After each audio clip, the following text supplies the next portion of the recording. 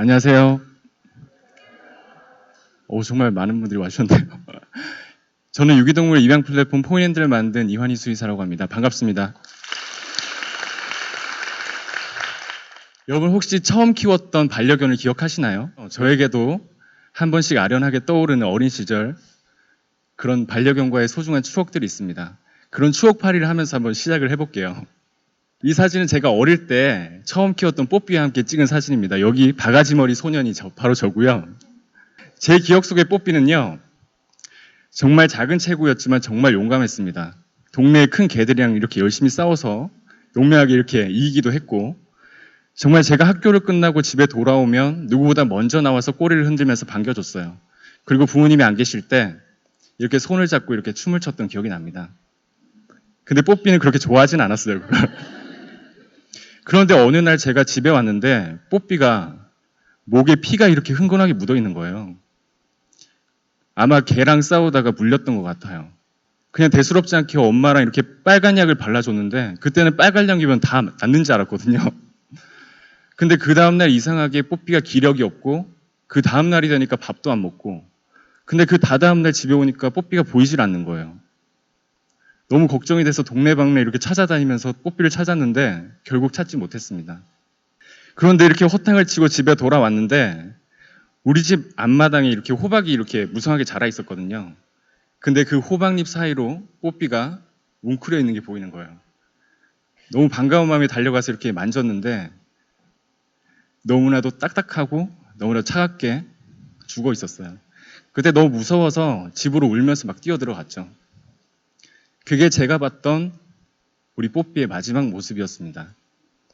그 물린 상처의 감염이 전신으로 퍼지는 폐혈증 때문에 그렇게 고통스럽게 그 호박밭에서 혼자 죽어갔던 것 같습니다.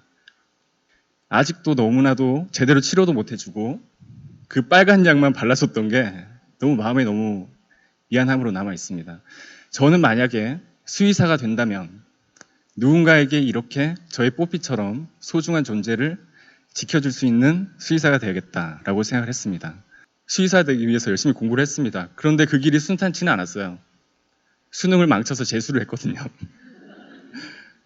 하지만 다시 열심히 공부를 하고 저는 결국에 수의사가 됐고요. 2013년도에는 한 지자체에서 운영하는 유기동물 보호소를 관리하게 됐습니다. 저는 처음에 생각했죠. 사람들이 버리고 그렇게 상처받은 동물들을 돌보는 게 얼마나 수의사로서 보람된 일일까. 정말 내가 생각하던 동물을 살리는 좋은 수의사가 될 수 있을 거라고 저는 생각을 했습니다. 하지만 저는 이곳에서 결코 좋은 수의사가 될 수 없었습니다. 오히려 정말 나쁜 수의사가 됐습니다. 저는. 지금부터 여러분에게 제가 유기동물 보호소에서 경험했던 이야기들을 들려드릴 거예요. 아마 한 번도 들어보지 못했던 그런 유기동물 보호소의 민낯일 수도 있어요. 제 이야기를 듣고 누군가에겐 좀 불편하고 민감한 얘기일 수 있지만 제가 오늘 여기서 당당하게 얘기하고자 하는 이유는 이런 걸 드러내서 좀 더 변화가 생겼으면 하는 그런 마음에 여러분에게 이야기를 시작하려 합니다. 이 유기동물 보호소란 곳은 사실 이런 이름 때문에 많은 오해를 받습니다. 이 이름 때문에 여기에 있는 모든 동물들이 사람들이 버린 유기한 동물들일 거라고 사람들은 오해를 해요. 이 보호소에 있는 동물들은요, 정말 다양한 사연을 갖고 구조됩니다. 사람들이 버린 동물들도 있지만 사람들이 잃어버린 동물들이 상당히 많고요. 애초에 길에서 생활하던 엄마 개와 아빠 개 사이에서 태어나서 눈도 채 못 뜨고 보호소로 구조되는 동물도 상당히 많습니다. 저는 이 보호소에 있으면서 정말 깜짝 놀랐던 건 이렇게 많은 사람들이 동물을 버린다는 것도 놀랐지만 또 이렇게 많은 사람들이 자신이 키우는 반려동물을 잃어버린다는 사실에 또 한 번 놀랐습니다. 그런데 더 안타까운 건 뭔지 아세요? 이 중에 단 절반만이 주인의 품으로 돌아간다는 겁니다. 왜? 사람들이 버린 것도 아닌데 왜 주인이 찾아가지 않을까요? 그 이유는 바로 사람들이 몰라서였습니다. 몰라서.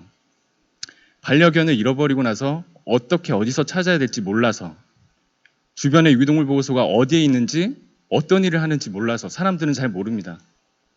혹시 여러분 주변에 유기동물 보호소가 어디 있는지 아시는 분 있으신가요? 물론 한 번쯤 반려견을 잃어버려 보셨거나 아니면 유기견 입양을 하셨거나 봉사활동에 관심이 있어서 찾아보셨던 분이라면 아시겠지만 사실 그럴 필요가 없었던 분들이라면 굳이 알 필요도 없으셨을 겁니다. 그리고 이렇게 유기동물 보호소가 사람들에게 잘 알려져 있지 않은 이유 중에 하나는 이 유기동물 보호소라는 곳이 지금은 그나마 괜찮지만 불과 5, 6년 전만 하더라도 정말 환경이 열악하고 정말 음지에서 제대로 운영이 되지 않던 곳이 너무 많았습니다. 그렇다 보니 굳이 이런 곳을 사람들에게 드러내서 알리고 싶지도 않은 뭔가 부끄럽고 비밀스러운 그렇게 숨기고 싶은 곳에 가까웠던 겁니다. 그런데 사람들도 굳이 알고 싶어 하지 않았어요. 무관심했죠. 이렇게 유기동물 보호소는 사람들에게 그렇게 잊혀진 채 오랫동안 방치가 됐습니다. 여러분 만약에 이런 곳에 이렇게 사람들에게 잊혀진 곳에 동물들이 구조가 된다면 그 동물들이 사람들에게 알려질 수 있을까요? 그 동물들도 함께 잊혀져 갈 수밖에 없습니다. 이렇게 잊혀져 간 동물들이 너무나도 많습니다. 지금도 여전히 유기동물 보호소의 이런 폐쇄성은 개선되고 있지 않아요. 어쩌면 우리들의 무관심의 결과일지도 모릅니다. 유기동물 보호소는 우리가 관심을 갖고 점점 투명하게 만들어야 됩니다. 그렇게 투명하게 운영이 돼야 그 안에 보호되는 동물들도 정말 제대로 보호받을 수 있고요. 그리고 여러분이 지금 키우고 계신 동물들도 언젠가 길을 잃고 그곳으로 구조가 될 수 있습니다. 그때 적절한 보호를 받을 수 있겠죠. 그리고 또 하나, 저는 정말 많은 유기견들을 만났습니다. 거의 1000마리 가까이 만난 것 같은데 저는 그 동물들을 볼 때마다 너무 궁금했어요. 이 동물들이 도대체 왜 버려졌을까? 그런데 이리 보고 저리 보고 아무리 생각을 해봐도 왜 버려졌는지 모르겠는 거예요. 사람도 잘 따르는 동물들이 많고요. 길에서 더럽혀졌더라도 씻기면 너무 이쁘고, 그리고 길에서 교통사고를 당하거나 다쳐서 온 애들도 있지만 그 밖에 뭐 딱히 아픈 데가 없는 동물들이 너무 많았어요. 도대체 왜 버렸을까? 근데 시간이 지나면서 저는 깨달았죠. 제가 이 동물들이 왜 버려졌는지 알 수 없었던 이유는 애초에 이 버려진 동물에게는 문제가 없었던 겁니다. 문제는 바로 그 버린 사람들에게 있었어요. 사람들이 버리는 이유는 다양하죠. 돈이 많이 들어서 이민, 유학, 이사, 이런 결혼 등의 환경적인 변화 때문에, 혹은 가족 구성원의 극심한 반대에 부딪혀서, 또 갑작스러운 알러지가 생겼다고 하시는 분들도 있습니다. 그러면서 한마디로 얘기하죠. 어쩔 수 없었다고. 제가 어떻게 이렇게 잘 알고 있냐고요? 저는 보호소에 있으면서 자신이 키우던 반려견을 버리는 분들을 상당히 많이 봤습니다. 한 번은 보호소에 이렇게 전화가 왔어요. 거기 개를 데려가서 안락사 시켜주는 건 맞죠? 네? 거기 개를 데려가서 안락사 시켜준 거 아니에요? 우리 이웃은 벌써 그렇게 했다던데? 전 너무 황당하고 기가 차서 얘기를 들어보니 그분의 강아지가 너무나도 아파서 동물병원에 갔더니 수의사가 안락사를 권유했다고 합니다. 그런데 돈이 들고 자기는 그 꼴을 못 보겠어서 대신 데려가서 안락사를 시켜달래요. 듣기만 해도 너무 황당하고 너무 화가 나시죠? 저도 이렇게 보호소에 있으면서 사람이 얼마나 이기적이고 무책임하고 냉정해질 수 있는지 정말 새삼 느끼게 됐고요. 이런 사람들의 모습에 저는 보호소에 있으면서 점점 지쳐갔습니다. 그래도 이렇게 보호소에 있으면서 제가 버틸 수 있었던 건 그 안에 있던 사실 동물들 때문이었습니다. 사람들에게 버려졌지만 여전히 사람이 좋아서 꼬리를 치고, 그런 순수한 모습들 덕분에 저는 그나마 버틸 수 있었습니다. 제가 보호소에 있는 동안 한 포메라니안 한 마리가 구조된 적이 있는데요. 그 녀석은 한쪽 눈에는 백내장 때문에 하얗게 변해 있었고 뒤쪽 한쪽 다리는 슬개골 탈구 때문에 쩔뚝쩔뚝 거렸어요. 그리고 이빨도 관리가 정말 안 돼 있어서 치석이 잔뜩 껴있고 성한 이빨이 하나도 없었는데 어찌나 사람을 좋아하는지 그 성치 못한 몸으로 뒤뚱뒤뚱거리면서 꼬리를 흔들었어요. 그 다 빠진 이빨 사이로 혀를 날름거리면서. 저는 너무 사랑스러운 이 동물이 주인이 버리지 않길 바랬습니다. 왜냐하면 이렇게 오랫동안 키웠을 이 동물을 왜 버렸을까? 버릴 이유가 있을까? 안 버렸길 기대했지만 시간이 지나고 지나도 이 주인은 나타나지 않았어요. 결국에는 이 몸이 성치 않은 동물을 입양하겠다는 사람도 당연히 없었어요. 결국에는 이 녀석은 안락사 되기 위해서 철장에서 꺼내졌습니다. 근데 더 안타까운 건 그 마지막 순간까지 자기에게 다가오는 사람에게 꼬리를 칩니다.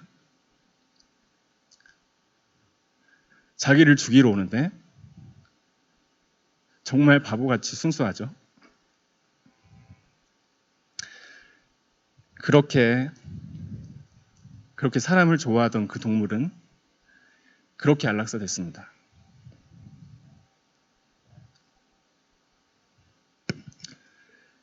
사실 보호소에 들어온 동물들이 처음부터 이렇게 사람들에게 친화적이지는 않습니다. 생각을 한번 해보세요. 여러분이 키우는 반려견이 난생 처음으로 길에서 혼자 있으면서 길에는 정말 쌩쌩 달리는 차들이 있고 여기저기서 정말 시끄러운 소음, 그리고 사람들이 왠지 모르게 막 다가와요. 낯선 사람들이.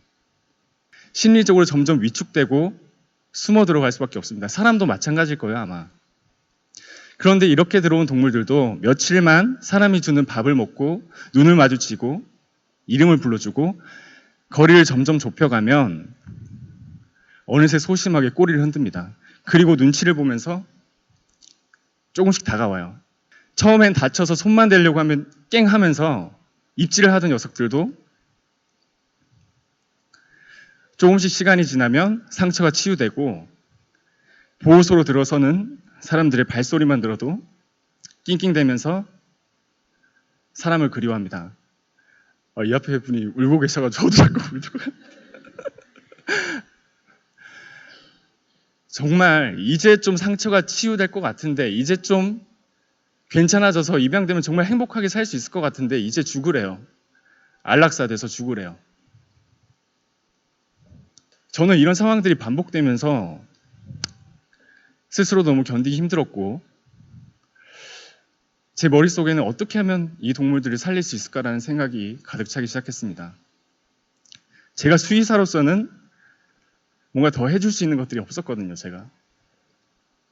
그래서 저는 집으로 돌아와서 일이 끝나면 이 동물들을 알리기 위해서 앱을 만들기 시작했습니다. 이 동물들을 살릴 수 있는 유일한 방법은 사람들에게 잊혀져 버린, 그래서 사람들의 발길조차 끊겨버린 이 유기동물 보호소를 알리고 그 안에 있는 동물들을 사람들에게 더 알리는 것이었습니다. 어디선가 애타게 찾고 있을, 누군가에게 버려졌지만 또 어딘가에는 이 동물들을 따뜻하게 가족이 돼줄 그런 사람들이 있다고 믿었기 때문에 이 앱을 만들어서 사람들에게 알려야겠다고 생각을 했습니다. 저에게는 대학교 때부터 좀 약간 유별날 취미가 있었어요. 바로 프로그램을 개발하는 거였습니다. 저는 그래서 대학교 때부터 열심히 컴퓨터공학과 친구들하고 이렇게 친해져가지고 프로젝트도 하고 만들고 싶은 앱도 만들고 이렇게 지냈는데 한 번도 이런 개발자로서의 이런 취미가 제 수의사로서의 인생과 뭔가 맞물릴 거라고 한 번도 생각을 못했습니다. 그런데 이렇게 유기동물들을 알릴 수 있는 앱을 만들어야겠다고 생각하는 순간부터 어떻게 보면 이런 수의사의 삶과 개발자의 삶이 한 방향으로 가기 시작했던 것 같아요. 낮에는 보호소에서 유기동물을 돌보는 수의사로서, 퇴근해서 밤에는 이 유기동물들을 세상에 알리는 앱을 만드는 개발자로서 삶을 시작했습니다. 그렇게 열심히 개발을 해서 2013년 11월에 폰핸드 첫 버전이 세상에 나왔습니다. 상당히 오래됐죠. 정말 더 열심히 개발했어요. 사람들이 어떻게 하면 더 많이 찾을 수 있고 어떻게 하면 더 많이 입양할 수 있을까를 고민하면서 정말 열심히 만들었습니다. 잠도 거의 자지 않고. 그렇게 6개월이 지났을 때쯤 제가 있던 보호소로 한 여성분이 찾아왔습니다. 그리고 이 동물을 보고 왔노라며 한 손에 들려있던 스마트폰을 이렇게 보여주더라고요. 그 스마트폰에는 뭐가 있었을까요? 네, 맞습니다. 제가 만든 폰핸드 앱이 켜져 있었어요. 그때 너무 기쁘고 너무 흥분해서 그거 제가 만들었어요 라고 얘기하고 싶었는데 그걸 못한 게 아직까지도 한이 남아있어요. 그래도 이렇게 제가 만든 앱을 통해서 유기동물들이 세상에 알려지고 있다는 게 너무 신기하고 행복했습니다. 그래서 더 열심히 개발했죠. 미친 듯이. 주변 사람들이 얘기하더라고요. 넌 밥 먹고 폰핸드 생각만 하니? 어느 순간 정말 그렇게 살고 있었어요. 너무 미안했거든요. 그런 것들이. 지켜줄 수 없고 뭔가 더 해줄 수 없는 것들이 미안했기 때문에 정말 간절하게 만들었습니다. 그렇게 폰핸드가 업데이트 되면 될수록 사람들은 폰핸드를 통해서 입양을 많이 선택하셨습니다. 그리고 입양 후기도 많이 쌓이기 시작했어요. 그리고 현재는 16만 명의 사용자가 하루에 10만 회 이상 유기동물 정보를 조회해보고 있습니다. 사실 그 전만 해도 상상도 못한 변화죠. 이런 변화가 너무 감사합니다. 그런데 있잖아요. 하지만 아직도 변하지 않은 것들이 있습니다. 보호소에 들어온 3마리 중에 1마리는 죽어서만이 보호소를 나가고 있어요. 3마리 중 1마리가 보호소에 죽어서 밖으로 나가고 있다는 겁니다. 도대체 왜? 이제는 사람들이 유기동물에 관심을 갖고 많이 조회를 해보는데 왜 아직도 3마리 중 1마리가 죽어가고 있을까요? 그 이유는 바로 작고 어리고 품종이 있는 동물들은 사람들이 관심을 많이 받지만 반면에 크고 나이가 많고 품종이 없는 이 동물들은 포위는 데서조차 또다시 소외되고 있는 겁니다. 이런 동물들이요, 보호소에 구조된 후에 처음으로 철장을 나서는 순간 기다리고 있는 것은 이 동물들이 그토록 기대하던 사람의 품이 아니라 너무나 억울한 죽음인 안락사라는 것입니다. 사실 앞으로의 유기동물 문제의 화두는 이렇게 큰 대형견과 나이가 많은 노령견과 품종이 없는 믹스견들의 입양률을 높이는 데 있습니다. 하지만 너무 어렵잖아요. 반려견을 처음 가족으로 맞이해서 키우려는데 이렇게 선뜻 노령견, 이미 나이가 들어버린 노령견을 입양한다는 게 망설여지는 게 사실이잖아요. 그리고 우리는 대부분 아파트에 사는데 그렇게 덩치가 큰 대형견을 키운다는 게 쉽진 않잖아요. 물론 사람들이 상당히 편향적으로 어떤 특정 품종을 좋아하고 그런 유행이 떠도는 것은 지양해야 되지만 사실 그런 것들도 쉽게 바뀔 것 같지 않아요. 그래서 사실 이게 너무 해결되기 어려운 거예요. 그래서 다시 저는 고민을 하기 시작했습니다. 어떻게 하면 다시 이 동물들을 살릴 수 있을까? 포인핸드를 통해서 앞으로 이런 문제를 해결해 나가려고 합니다. 사실 오늘 저는 여기 서면서 왜 유기견을 입양해야 하나요? 라는 주제로 이런 질문에 대답을 해드려야 되는데 사실 상당히 어렵습니다. 모든 분들이 납득할 만한 사실 그런 정답을 저도 갖고 있진 않아요. 모든 건 여러분의 선택이니까 사실 강요되지 않은 자발적인 선택만이 사지 않고 입양하는 문화를 만들 수 있고요. 더 나아가서 여러분의 반려견이 물건이 아니라 생명으로 대접받는 그런 세상을 만들 수 있습니다. 제가 오늘 나눠드린 이런 이야기가 여러분이 그런 문제를 해결하는데 관심을 갖는데 그런 일종의 씨앗이 되었으면 좋겠습니다. 그리고 오늘 마지막으로 반려견을 키우고 계신 그리고 앞으로 키우실 분들에게 부탁을 드리면서 제가 마무리를 하려고 합니다. 이거는 제가 한 구절씩 읽으면 함께 따라해 주셨으면 좋겠어요. 준비되셨나요? 네. 여러분 편견 없이 입양해서 가족처럼 사랑하고 죽을 때까지 함께 해주십시오. 감사합니다. 이상 포인핸드 이완일수였습니다.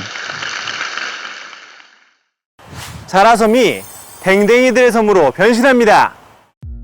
음악 공연, 토크 콘서트, 페페어, 푸드존, 어질리티 등 반려견과 함께 즐길 수 있는 다양한 이벤트가 기다리고 있습니다.